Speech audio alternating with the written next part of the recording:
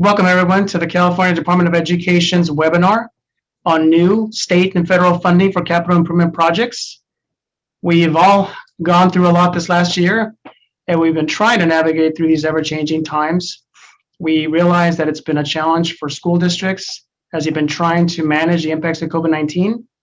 Thankfully, there is new funding to help you do some necessary capital improvement projects.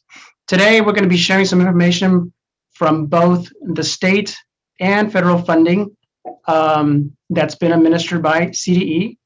We're going to be going through our presentation, and I encourage all of you to submit questions in the chat, and we'll answer as many as we can in the end. I also do want to mention that we have posted some FAQs on our website, and our plan is to update those FAQs after this webinar. Today, we're going to be hearing from Leslie Taylor, who is our education administrator. We're going to be hearing from Joe Science, who's our federal liaison, both from CDE, and we're also going to be hearing from Ms. Rebecca Innes, who is the Chief Business Officer at the Fruitvale School District. So to get started, I'm going to turn it over to Leslie, who's going to be sharing some information regarding funding made available through AB 86. Leslie? Good afternoon. Thanks everybody for being here. Assembly Bill 86 allocated $2 billion for in-person instruction. The requirements for IPI grants are found in Education Code section 43521C. Linked here is CDE's COVID-19 Relief and School Reopening Grants webpage. You can also find the page by just typing AB 86 into the search bar on our CDE homepage, cde.ca.gov.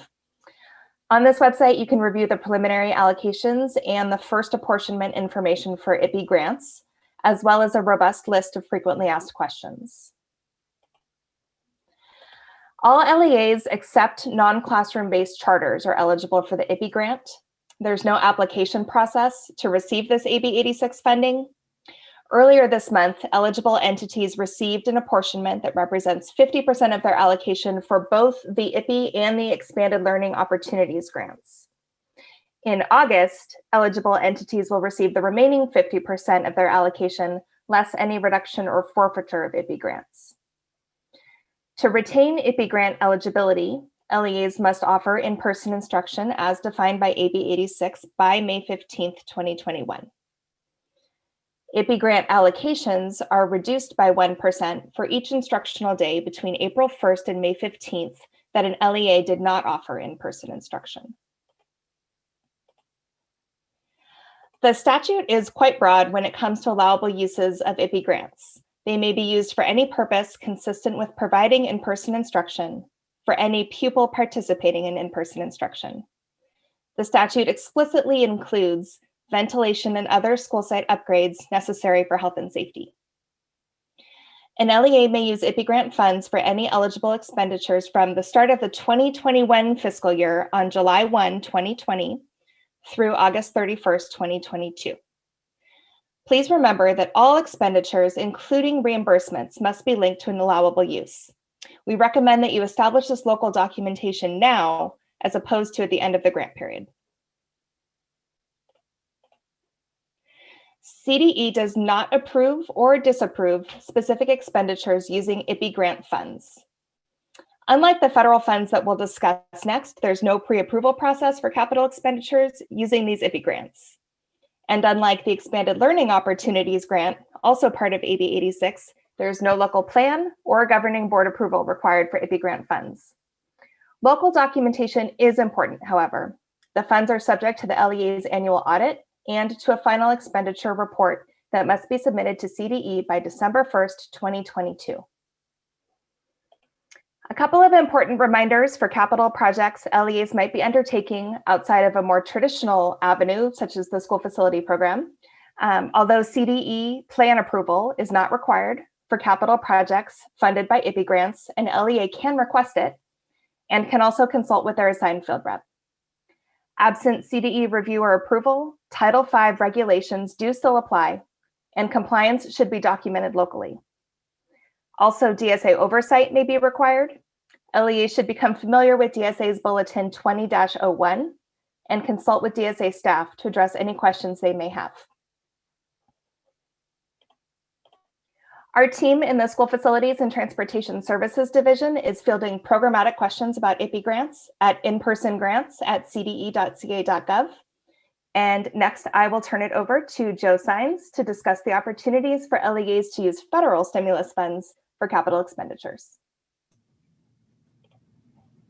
Thank you, Leslie, and good afternoon, everyone. I appreciate all of you being here today. I know we have a lot to talk about, giving all of these federal funding sources that can be used on capital expenditures. So just to give the basic information on this, LEAs must get pre-approval to use the following fund sources for capital expenditure projects. It would be the ESSER 1 fund, which just under $1.5 billion went to LEAs through Title I Part A formula. Also the ESSER 2 fund, which just over $6 billion went to LEAs via Title I formula, and the Governor's Emergency Education Relief Fund, or GEER 1, which $355 million has gone out to LEAs through the budget. So these funds do allow for capital expenditures. Also, as many of you know, funds went out through learning loss mitigation funding through the coronavirus relief funds and general fund dollars. Those do not require pre-approval, just for your own understanding. And the link below this is where you can find the federal funds capital expenditure FAQs. Those will be very helpful for you as far as guiding how, what projects will and will not be allowable, what you need to show in your application. Also, just a quick tip for anyone trying to find this: if you go on our CDE website and search federal stimulus funding, it will bring you to our main page where the FAQs are, where the capital expenditures pre-approval is. Next slide, please.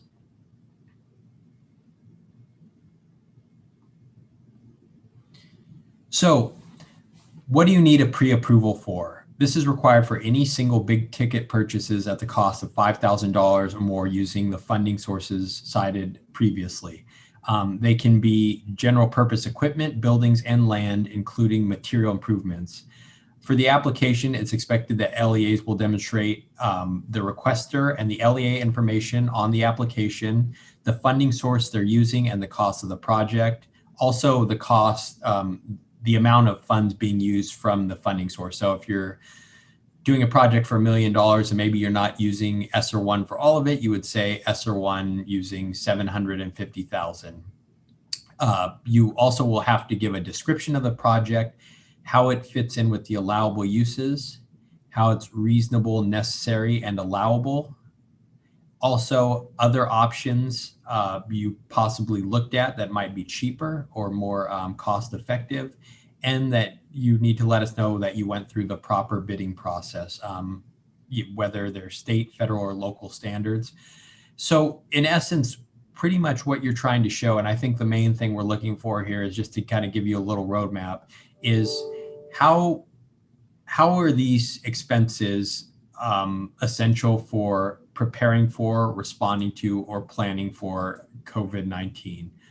That's going to have to be demonstrated in the approval application, and usually we'll reach out to you if it's not quite clear. So, we do want to give you every chance to demonstrate such, but we will reach out to you if it's not particularly clear. Please don't take it personal. We just want to do the best we can to protect you from federal auditors coming up with a finding.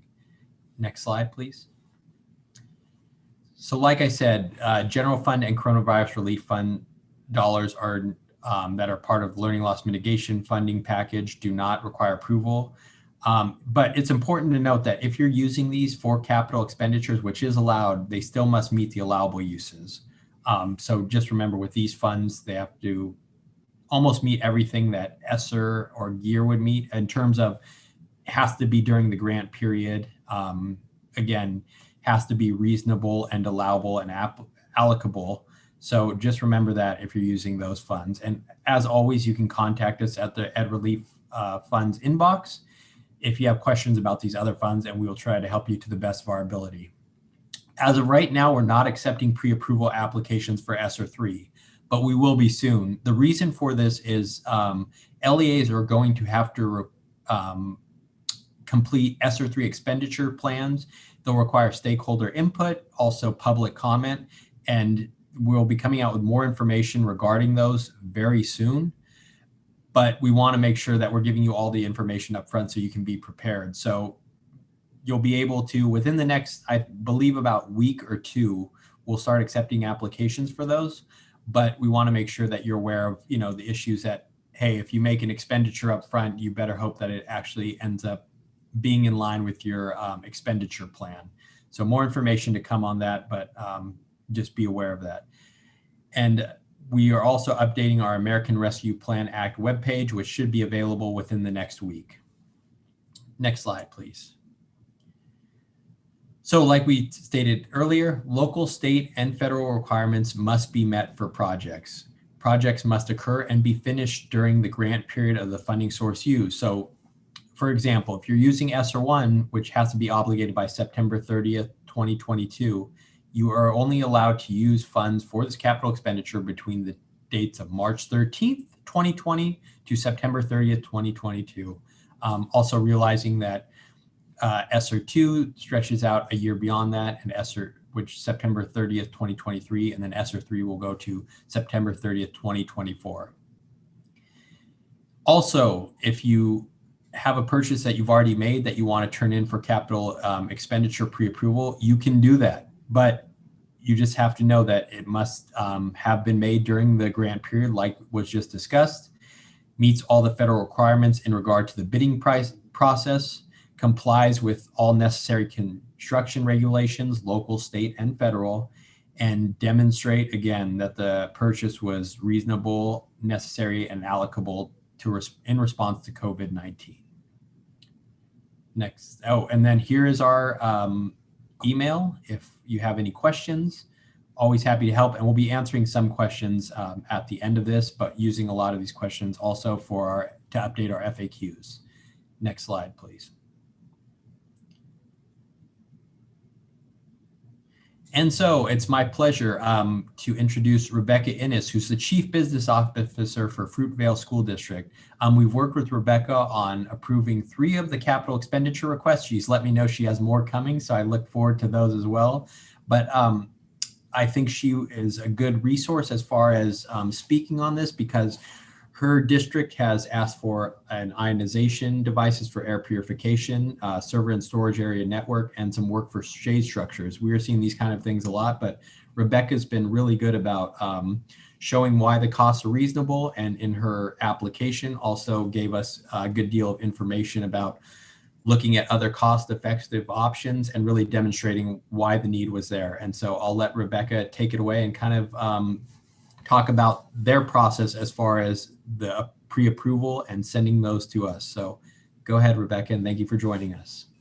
Thank you for having me. As I'm sure everybody else in listening realized early in the pandemic, we realized that we could not afford to have our network be down, and that there were a series of needs that we needed to address as far as facilities came. So we are very thankful for the funding, because it's really helping mitigate a lot of the issues that we've been running into. But one of the projects that we identified was a network. Our current network server is it's about 3 years old, and we have probably another year or two that we can, before it reaches end of life. And so we were discussing that there is no way that we can be down, and we need redundancy. So we decided that we needed to purchase another one to make sure that we're always up and running. And then if one of our servers goes down, then the second one will kick in, and we should be able to be online at all times while all our students are online, whether it's at home or here in our district. Then another project that we identified was, our board was very concerned, and our administration, about the air quality in our classrooms and all our buildings, not just classrooms, but throughout the district. So we looked at a ionization project to improve air quality. And this is, a device that gets attached to the HVAC, and then it cleans the air. It improves air quality and supposedly kills the virus. And so we identified for all of these projects that I've been discussing, we received quotes and we submitted that to CDE so that they had all the information that they needed in order to approve the project. So, and then there's the third one that we identified was we have a limited number of outdoor spaces where students can have their meals and, sit down and have their meals. We are in Bakersfield and it is quite hot here most of the year. And so we needed to be able to provide an area outdoors so that students can eat. They can be socially distanced so we can split our student body, have some in the multi-purpose room, some outside in another eating area that we have. But then we needed a third area where we could put a concrete pad, some tables and benches, and then the shade structure so that we can have more students be outdoors and be, safe due to COVID. So these are the 3 projects that we have identified so far that CDE has approved. We submitted them and we received our approval fairly quickly with, I would say, probably 2 to 3 weeks was the longest it took. So it's been, I think, quite a good response for us. Now, future projects that we are thinking of submitting is switches and cabling for 3 of our school sites. We have 5 school sites, and we have some of our equipment that is getting to the end of life. And as I was speaking earlier, we cannot afford to be down. So we are going to take advantage of these funds and try to upgrade those. We are looking at also some other HVAC upgrades in our gymnasium because they are on swamp coolers, and we cannot install the ionizers on the swamp coolers. It has to be run through HVAC. And then that is another location. The gymnasium is another location where we can spread students and keep them distantly, socially distant. So we think that this will benefit and mitigate, the spread of COVID. And, and this has been, those are the ones that we have identified so far. We're still looking at other options. They're in the early inception, but of the idea. We're just discussing at this point, but we are seeing that these funds are a great opportunity because some of the funds, the projects would have been probably delayed, and now we can do them sooner due to this. And the great thing about it is that there is a direct connection with the COVID mitigation. So that's how the thought process has been for us. And that's it, Joe. I don't know if you have any. No, that was absolutely wonderful. And I look forward to seeing those other projects because it's sounds like you've really gamed them out and thought about how they're reasonable and necessary in response to the pandemic. So I look forward to those and hopefully approving them for you. So thank you, Rebecca. Thank you for joining us. I think it's always great to hear from our LEA partners. So once again, and best of luck to you and all the LEAs in, getting back, getting reopened and teaching our students. We're very proud of you. So I'll kick it to Juan now. Thank you. Thanks, Joe. Thanks, Rebecca. Thanks, Leslie. I was so excited to get started with a discussion that I forgot to introduce myself. My name is Juan Morales. I'm the director of the School Facilities and Transportation Services Division here at CDE. And once again, thank you all for joining us. We have quite a bit of participants and quite a bit of questions. As a reminder, this webinar will be or is being recorded, and we will be making it available. And before we get into some of the questions, one thing that I wanted to point out, and actually there's several questions that came up in regards to, how do we leverage this new state and federal funding with the other state bond program, namely the school facilities program.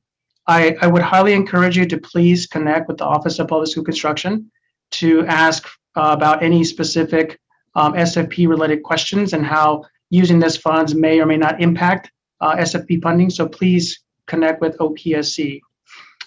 And then now we're going to go ahead and get started on some of these questions. Again, we have quite a bit of them. Thank you for submitting them. One question that came up quite a bit, and I think, Joe, you may have covered it, but are capital improvements eligible under ESSER 3? So yes, they're going to be eligible under ESSER 3. Again, we're going to be putting out that information regarding the expenditure plans. LEAs are going to have to complete within 90 days of being allocated funds. So we're going to put something out very soon and start accepting those, but it's going to be kind of a notice for LEAs that, you need to make sure that we'll approve your capital expenditure, but at the end of the day, you need to make sure that it fits in line with the expenditure plan you're going to be required to complete. We'll have more information on that expenditure plan within the next week when our ARP Act website goes up. But yes, it will be allowed, but just start thinking about what your stakeholders might want or any public comment you might get on that. So yes, it will be. Thanks, Joe. Here's another one that we've seen a couple of questions in regards to what is the approximate turnaround time on getting approvals? So we're working on 2 to 3 weeks. I know there's been a few that have slipped through. Some of them, we really try to reach out to you if we're working with our federal partners, just because some we get are very detailed and new to us. But we do try to make that turnaround in 2 to 3 weeks, like Rebecca said. But please feel free to ping us, say, hey, I haven't heard back on this as of yet, because some of these are a bit tricky. Everybody's learning as they go, even our federal partners. So we're, trying to work through a lot of this, but 2 to 3 weeks is what we shoot for. Again, if you haven't heard back, please feel free to ping us in the Ed Relief Funds inbox and we'll get right on it. I know there's about 7 or 8 alone that I approved today, and some others that I reached out for LEAs for more questions. So always happy to do that. And we are trying to turn them around. Like I said before, we're trying to sometimes get more information from you because we want to give you every opportunity to show that these costs are in line with the pandemic and the allowable uses. And just, we're trying to protect you as best we can from federal auditors, because at the end of the day, they're the ones who make the final call on this, not us. So we're here to try to advise our LEA partners to the best of our ability. Thank you, Joe. There's a couple of questions related to the bidding process. One is whether charter schools have to go through the bidding process under ESSER. And then another question is, are the bidding requirements still waived under the emergency declaration? I'm not sure about the emergency declaration. And then the other one was, charters? Yeah, do charter schools have to go through the bidding process if they use ESSER funds? I believe so, but let me get back to you on that. I'll take note of that now. Thank you. And once again, for everyone, we're going to be using a lot of this, very helpful in terms of updating our FAQs. Even though we may not have all the answers today, we're certainly going to take these back, take a look at them, and the goal is to update our FAQs. I do see one here, Juan, about if the cost of a project increases, has come up a number of times. I would say that you should resubmit a pre-approval, and it's kind of up to your discretion to keep going with the project. I mean, if let's say you're updating an HVAC that's, allowable under ESSER, I would say that, it's okay to keep going, but I would send us the pre-approval as a note, just in case auditors come asking about, did you submit this to CDE to meet all the requirements? I would do that. And again, up to your discretion as an LEA, but I would just be concerned of something more like if you made a vehicle purchase and it went from $11,000 to $70,000, might be something that might impact what a federal auditor would see as the most cost-effective option or reasonable and necessary, compared to other options in light of, the pandemic. So just those things, I think, would be the things to think about. But in most cases, I don't think that's going to happen. And so if we gave you approval, I'm assuming that we would probably give you approval again. But I think getting more documentation on the record and going through us is never a bad idea. And I would suggest that everyone do that. And please let us know too that you've already been approved for this project, but the price increased, and that would allow, we can work through that pretty quickly. Thanks, Joe. Here's one regarding AB 86, the in-person instruction grants, and Leslie actually already answered this, but I think it's worth sharing the response. The question is my district eligible for AB 86 in-person instruction funding if our K-8 grades continue in distance learning and only our high school students are in person in a hybrid learning program? Leslie, you want to answer this one, please? Right. So that's no is the short answer. The statute is a little tricky to follow. So you're welcome to email us and we can walk you through the specific sections. But kind of the hierarchy of priority of returning students to in-person instruction is the prioritized pupil groups defined in the statute, followed by all elementary pupils and at least one full grade level in middle and high school inclusive. So you would need to serve all of those pupils in order to retain your IPI grant eligibility. Thanks, Leslie. And once again, the deadline to submit the compliance certification form is June 1st. So if your LEA hasn't yet, please submit it to be eligible for the in-person instruction grants. That's right. One of the resources we have recently posted on our website is a list of the LEA certification forms that we've received for the IPI grant. I think we're at about 1,050 received, and we're expecting close to 2,000. They are due June 1st. It is a statutory requirement to submit them, and we're here to answer any questions that you have about that certification form. Thank you, Leslie. I see a question. Does the project need to be completed by the date of the fund, or do they just need to be encumbered? No, for a project, for a capital expenditure project or any construction, anything like that, it needs to be finalized by the end of the grant period. So again, ESSER 1, September 30th, 2022, you must have the work done by that date. Thanks, Joe. Here's another sort of related one. For capital expenditures, will our LEA be allowed to use ESSER 2 grants if we have already started the improvement before this grant was awarded? Yes, before it was awarded, yes, but it must go back to March 13th, 2020. That's when you would have had to start the project, because that proves that it was in response to the pandemic. So if you started on March 1st, 2020, no, that's not allowable, but it has to be within the grant period. So the project started within March 13th, 2020 and will end for ESSER 2, September 30th, 2023. You must still send in the pre-approval. And I see questions about buses. Okay, and here's, I know we've got a lot of questions on vehicles, buses, and, don't shoot the messenger on this, because I know it's a federal guideline, not mine. You can purchase buses, you can purchase vehicles. The issue is they must be reasonable, go through some type of verification that it's a cost-effective option, as always. The issue is, if you buy a bus, let's say for a, obviously for a public health expenditure, trying to separate kids in line with social distancing, things like that, that's allowable. The issue you'll run into is it'll require disposition documentation at the end of the grant. So you would have to sell the vehicle for Blue Book value to an external source, or you can sell it within your own program. So you use another source of funding. So you'd have to sell it for the Blue Book value by the end of the grant. That's why we can, if you can do it, we do encourage leasing if that's an option. So again, I know it's not the most efficient manner, and it's not our decision. Again, we just don't want you to end up in the place where you have to spend money, paying back federal auditor, the federal government at the end of the day. Again, also, if you're disposing of it, like let's say you sell it back for the Blue Book value, I would encourage you to do that.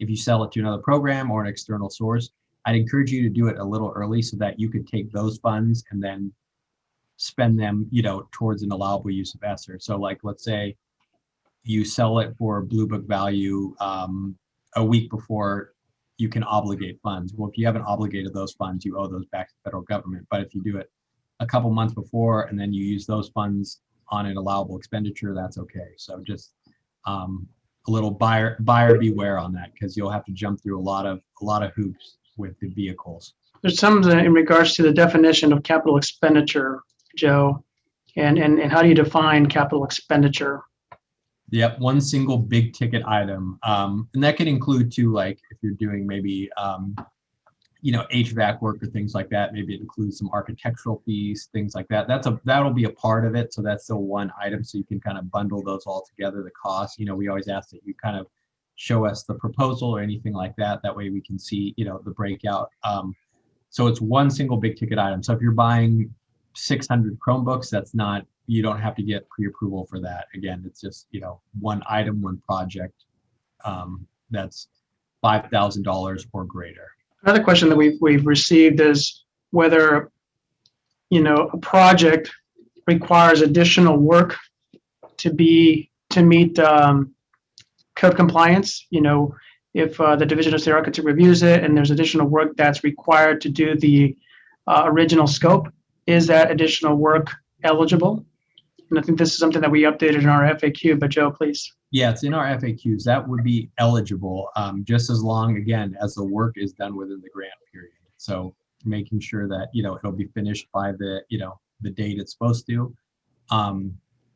That can be used for the funding again. And I would ask that you please resubmit an application and just say this was already submitted, give us the reasoning why, and that way we don't have to go through a whole process of kind of re-reviewing your application, because we do spend quite a bit of time on these as well to make sure, we're giving you the best guidance possible when approving these. Thanks, Joe.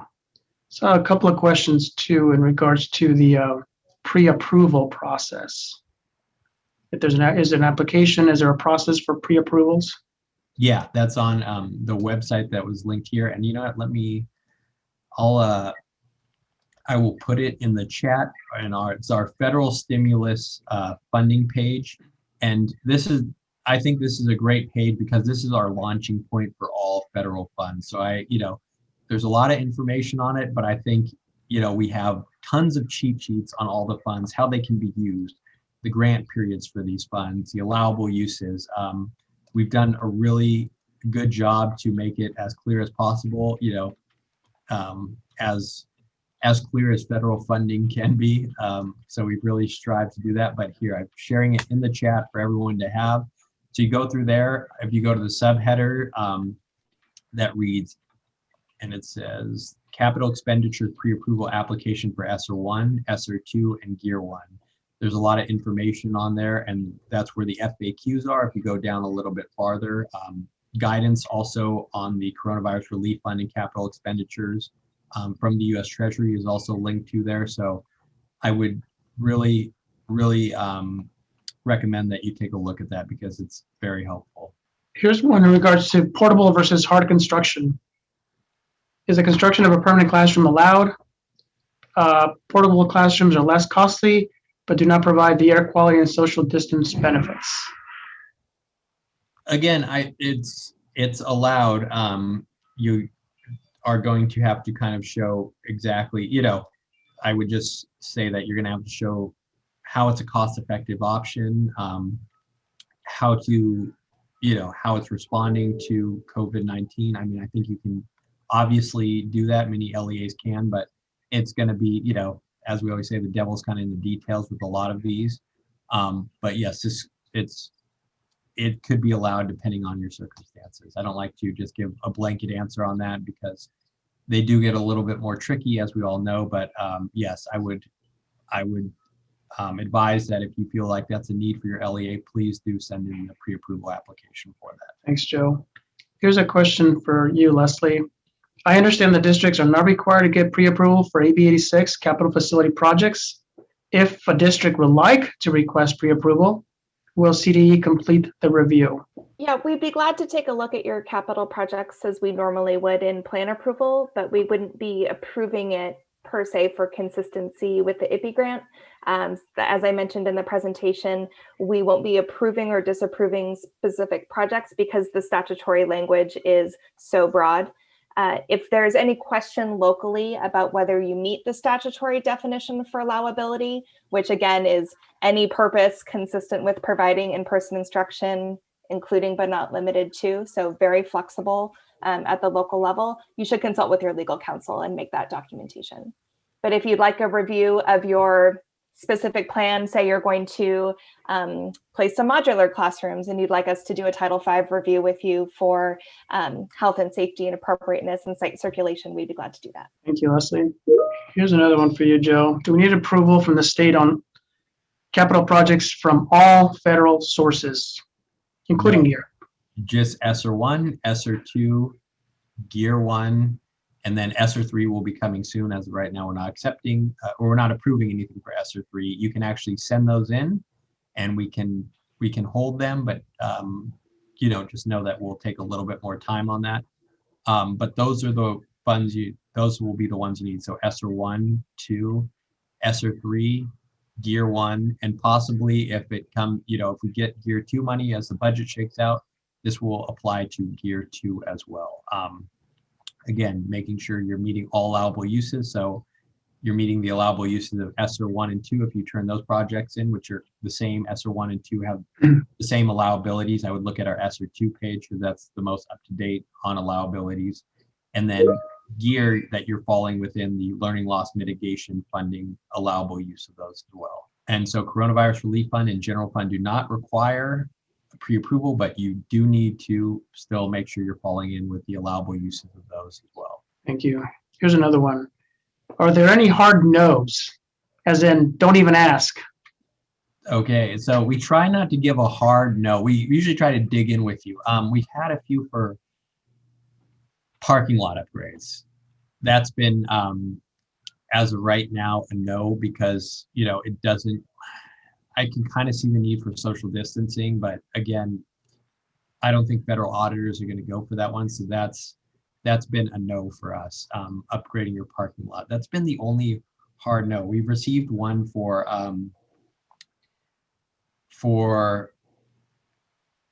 video cameras, things like that, which are questionable. I would, some LEAs say that they're using them for to make sure social distancing stays in place. And again, it could be allowable, but we also sometimes tell you, like, you better use this as a public health measure, and that's the only reason we're approving it for. So we try to not give a hard no, but as of right now, parking lot. Also hard no to anything that like athletic upgrades. So if you're creating a track and let's say it's just for PE, that's fine. But if you're going to start doing athletic competitions on it, the federal government seemed to have an issue with that. So we've been telling LEAs no on that one. So again, the devil's in the details. We always do try to reach out to you to get more information as to how it fits in line. So we try not to give the hard no, but yeah, as of right now, the parking lot and then anything upgraded for, it's clearly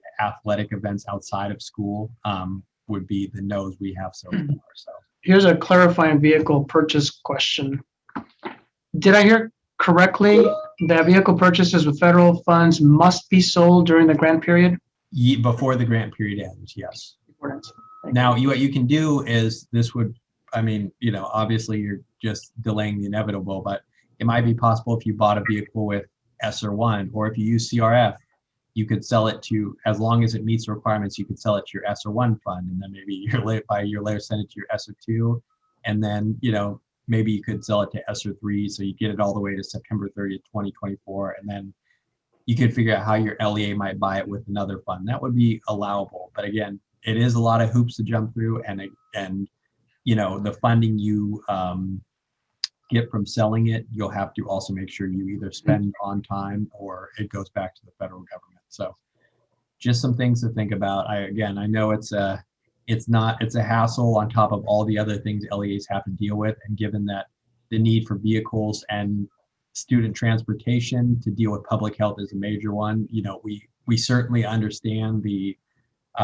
anguish and the confusion over why the policy is the way it is. And all I can say is we don't make it. We're just trying to support you the best we can. There's another question. Do we need to submit a request for each phase of a project, such as electrical, fencing, et cetera, or do we add everything for one project? If it falls in line with the same project, just send us the same project. But the only thing is, we don't want to see an HVAC upgrade with a shade structure with a vehicle all in one. Let's do it by project. Again, we can work with you on how best to do that, but usually it's pretty clear. for LEAs on doing that. Now, again, if you're doing HVAC in your district for 20 schools, you can put that together. That's a single, that's a single project. So I think we'll always try to work with you. And if it's clear how, the project, we'll usually approve it as long as it meets the standards. But as long as it's clear, we do want you to be able to do it as efficiently as possible. But I would say for a single project, the different phases don't need to be broken out. We might ask about them depending on what the project is, but I would keep it together to make it easier on yourself and to make it easier on us. Come on, who am I kidding? Thanks, Joe. Here's an interesting one that we may not have the answer, but cubicles for staff. What about buying cubicle furniture to make more offices, workstations in different buildings so that social distancing in the office can be maintained to bring people back to work safely? Granted, the physical distancing standards have been changing, so I'm not sure if we have an answer for this, Joe, but I thought it was an interesting question. Yeah, I mean, off the top of my head, again, we'll have to see the pre-approval. It's detailed, but yes, I think that would be an allowable use of funds. It's something that's for the LEA to, continue services and provide services to students. And it sounds like it's, you're doing it to prepare for, plan for, or coordinate for during, COVID-19. So off the top of my head, that's not a pre-approval, by the way. So don't take it until you send it to us. But yes, I would say that would be something that usually would be accepted. Please confirm that a district may use ESSER funds for an HVAC project. And submit an SAP funding application to request reimbursement. Once again, the questions in regards to the SAP program, state bond program, please ask those directly to the Office of Public School Construction. So did you get all that on the cubicles? I don't know if I cut out on that one. I think most of it, but if you don't mind just kind of sharing it again, just in case folks didn't get it. Yeah, so those from the top of, from looking at it from, my perspective, that's something that would be allowable, falls in line with the allowable use of continuing services to your students, as long as, it's need that's been created from the COVID-19 pandemic. I don't see why not, but please make sure you send in a pre-approval. Thanks, Joe. We thought maybe you reached the maximum number of questions to answer. When we said we anticipate a few questions, we didn't anticipate this many, but this is great. And it does show the need to have this conversation and to provide more information. So we are very open to having, more webinars and more information in the future. But thank you for all these questions. We're going to keep going here until the end of the hour to get through as many as we can. Here's one regarding shade structures. Shade structures are permanent structures. Will they have to be removed once the project year closes? No, I don't believe permanent structures do, but I will, I'll look more into that, and that's something we will add to a notice or our FAQs. Because all the permanent things you don't have to usually get rid of. So I don't know where, if someone maybe heard something like that, but we'll look. And now if you're doing, a temporary structure, that might be an issue, but I'll get more information on that. I think that'll be something good we can address in the FAQ. So more to come on that. Here's another one, and I realize that some of these are very specific, but can a district use ESSER funds for a track if they plan to use it for PE during the school day and athletic events after school, not just for after school athletic events? No, they can't, because it's being used for athletic events after school. Again, that's not my doing, not my decision. That's in the hands of federal government, but that we've been told by our consultants who help us on the federal level that probably would, an LEA would run into a problem on that. So here's a question for you, Leslie. Does a charter school have to complete the certification form for AB 86? Yes, all classroom-based charters need to complete the certification form. Non-classroom-based charters are not eligible, and therefore they don't need to submit it. Why can't you build or buy land, but have to sell vehicles or buses? Why is it different? Why can you build or buy land, but Well, I mean, if you're building or buying land, you are doing that because the most cost-effective option. But I think, it's just based on that those are permanent, usually I believe. And so I'll get back to you, I think we'll be able to address this more in the permanent structures versus temporary that we're talking about, and we're going to add to the FAQs, but that's more like HVAC upgrades, things like that. The federal government can't come in and rip off your HVAC or, take a building or take land. And that's, I think you're looking for somewhat of a logical answer when I don't know if it's going to be as logical as folks want to hear, but it's just kind of the way it is. So like with a vehicle, they expect that to be disposed of, and usually because of the upgrades that cost after the grant period. So if you get a vehicle, you still need to charge, maintenance on it, things like that, that'll be there after the grant period. So usually that's why they cite you have to, go through a disposition of them. But, if you have a certain question, more detailed questions like that, I would direct towards the Ed Relief Fund's inbox. I get, some of this is confusing and doesn't all fit nicely together. So that's why we try to help you best we can and, elevate your answers if we're unsure to our federal partners. Here's another vehicle question, but this one regarding to the in-person instruction grants, Leslie. Can you use the IPI grants for a bus? Great. I think I answered one of these in the chat, but the statutory language is very broad, very permissive. I certainly would understand the circumstance that getting kids to school is a key element of providing them with in-person instruction. So you should work with your legal counsel and document that this expense is necessary for that purpose of providing in-person instruction and that you've met the statutory requirements. Thank you. Before we continue with the questions, I do want to give, because I know we're getting close to the end of the hour here, going back to Rebecca to see if there's any other thoughts or advice to districts, and particularly hearing all these questions that we're getting from the field.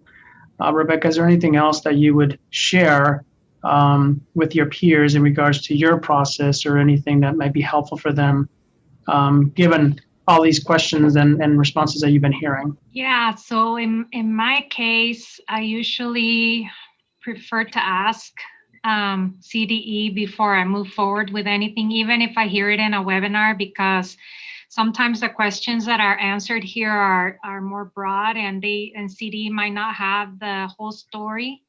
So I definitely think that, you feel some reassurance in listening to the answers and you go, okay, I can do this, but definitely, if you're not sure, I would definitely throw an email to CDE because they are very responsive. They might not respond that day. Sometimes it takes a day or two to get an answer if it's not the approval of the form. But in my experience, they have been very responsive. And then you just print that email and save it for your auditors.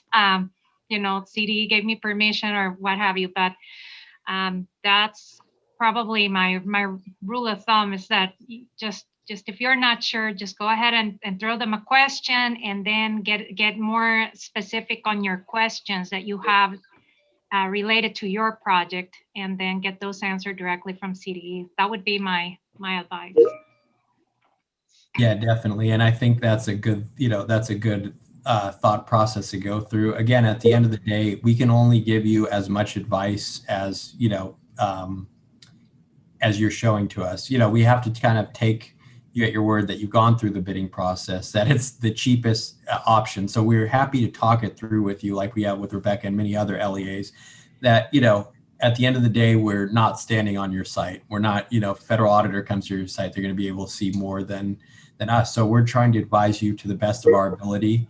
And so, we're trying to get, like I said, get information from you that this is reasonable during the COVID-19 pandemic, and it's in response to the COVID-19 pandemic, and you've looked at other options because, we're doing this in partnership with you to ensure you're protected to the best you can be. So I think what Rebecca laid out there is, a really good way to come at it. And we'll talk through options with you. We're happy to talk through options with you and try to figure it out. On these vehicles, we've talked through with a lot of LEAs on, hey, how could they lease a vehicle? how would the disposition work? Or, one question I just saw in here, can we upgrade a portable classroom to code? Can we bring in old portable classroom to code, for social distancing, things like that? So yes, you can. And it does sound like a cost-effective option. And we've, these type of things we'll discuss with you. We'll discuss your options. We're more than happy to do that. And so I think now that we've got a lot more clarity from the federal level, we've got a little bit more guidance, and we've been able to bounce more of these questions off of our federal partners, I think we're in a much better place to give you more options in this field. So that's what we're really excited about, just because a lot of this is new to many of our staff as well. And there's so many detailed questions and different expenditures given, different situations LEAs are in. So I would say, if I could give you any advice, it'd be, hey, talk it through with us. We're happy to work with you. And also just make sure everything you're doing is in line with, responding to COVID-19 and within the allowable uses. Thank you, Joe. Leslie, any other thoughts? I know that there was a couple of questions in regards to posting the certification compliance form, but any other thoughts on the in-person instruction grants? Sure. So I know our audience here today is focused on capital expenditures, but there are many broad allowable uses for IPI grants. So we have lots of FAQs posted to our website. Again, work with your council, document it locally. I would really advise, don't wait till the end of the grant period, because you never know what kind of turnover you're going to have in your district. The narrative that seems so clear now about what you did and why you did it in December of 2022 will seem a lot less clear. And so gather that local documentation now, keep it together, articulate that thought process. The LEA certification form for IPI grants is very important. It is due June 1st.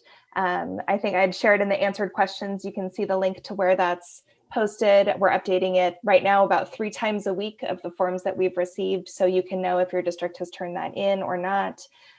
We've fielded, I think, 500 or more questions in our in-person grants email box. So we are doing our best to get everyone answers as quickly as possible, and collaborating with our other program offices where needed. So we just encourage you to keep them coming.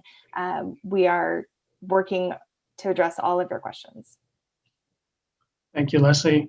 And also, just as a reminder for the federal grants, email any additional questions to the edrelieffunds@cde.ca.gov email address. And a reminder for everyone that this webinar is being recorded, and we're going to be posting it along with the PowerPoint. And we're going to use a lot of these questions that we received to update our FAQs.